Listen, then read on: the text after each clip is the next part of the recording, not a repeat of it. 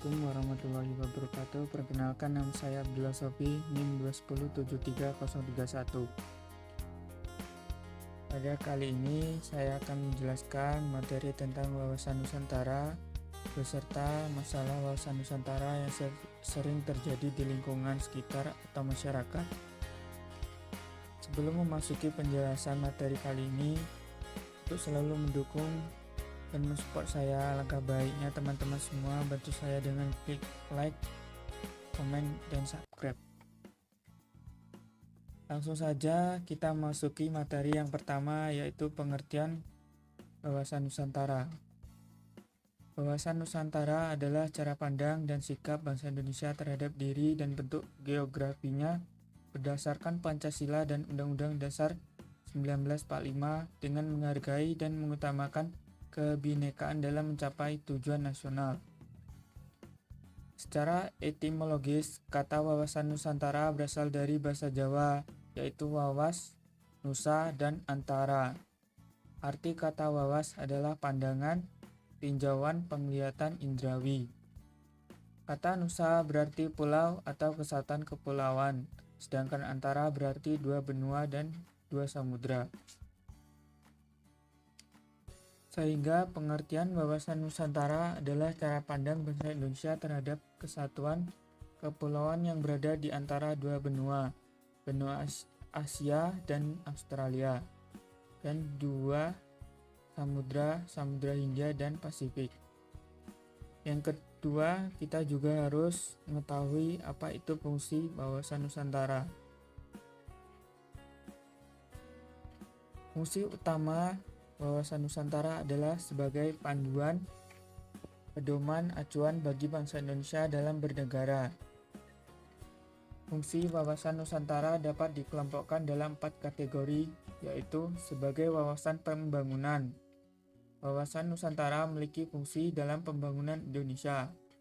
Yang kedua, sebagai konsep ketahanan nasional. Pemahaman mengenai wawasan Nusantara berfungsi sebagai konsep ketahanan sosial yang memegang peranan penting dalam perencanaan pembangunan kewilayahan dan pertahanan keamanan nasional. Yang ketiga, sebagai wawasan pertahanan dan keamanan. Wawasan Nusantara juga berfungsi sebagai pertahanan dan keamanan nasional yang mengarah pada pandangan geopolitik negara Indonesia.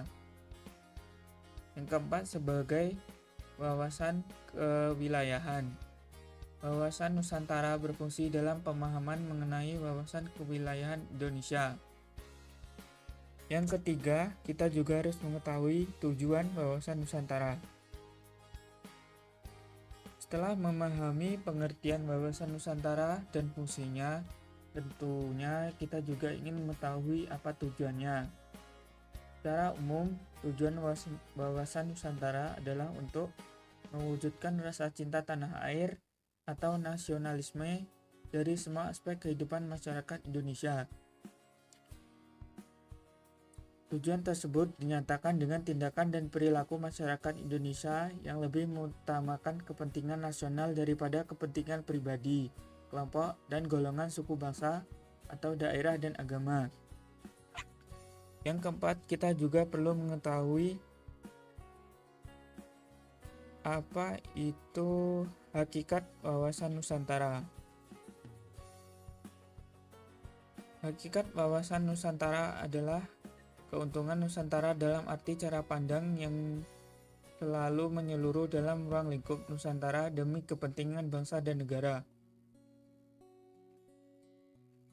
Jadi hakikat wawasan Nusantara merupakan keutuhan dan kesatuan wilayah nasional atau persatuan bangsa dan wilayah dalam butir-butir garis besar haluan negara. Juga disebut bahwa hakikat wawasan Nusantara diwujudkan dengan pernyataan bahwa Kepulauan Nusantara adalah satu kesatuan ekonomi, politik, sosial budaya, dan pertahanan keamanan. Yang kelima, apa saja asas wawasan Nusantara? Asas wawasan Nusantara merupakan kaidah atau ketentuan dasar yang wajib dipatuhi, dilakukan, dan dijaga oleh semua elemen masyarakat demi untuk melestarikan perdamaian dan keseimbangan di Indonesia secara keseluruhan. Apa saja wawasan Nusantara tersebut? 1. Tujuan dan kepentingan yang sama. 2. Keadilan. 3. Kejujuran. 4. Solidaritas. 5. Kerjasama. 6. Kesetiaan. Dan yang keenam, masalah wawasan Nusantara yang sering terjadi di lingkungan sekitar atau masyarakat. Yang pertama, perbedaan pendapat dan perdebatan yang tidak pernah selesai. Hal ini dipicu karena saling keegoisan dan tidak menghargai pendapat orang lain. Yang kedua, keributan antar suku. Hal ini sering terjadi karena ada suatu permasalahan yang melibatkan antar suku, sehingga terjadi keributan tersebut. Yang ketiga, membedakan derajat suku agama yang bisa menyebabkan perpecahan di lingkungan masyarakat. Hal ini marak terjadi di lingkungan sekitar maupun di Indonesia. Hal ini terjadi karena tidak dapat menghargai perbedaan dan rasa ingin menang sendiri. Yang keempat, tidak menghargai orang lain. Yang kelima, tidak mempedulikan hak dan kewajiban orang lain. Salah satu ini marak terjadi, seharusnya kita tidak berbuat sedemikian. Kita kan satu kesatuan yang utuh, yaitu Indonesia. Kenapa kita tidak memperdulikan hak dan kewajiban saudara kita sendiri? Hal ini terjadi karena kita tidak peduli dengan orang lain, juga bersikap bodoh amat dengan orang lain. Hal ini yang akan menyebabkan Indonesia tetap mengalami krisis ketika. Baik, sampai sini penjelasan materi wawasan Nusantara yang saya sampaikan.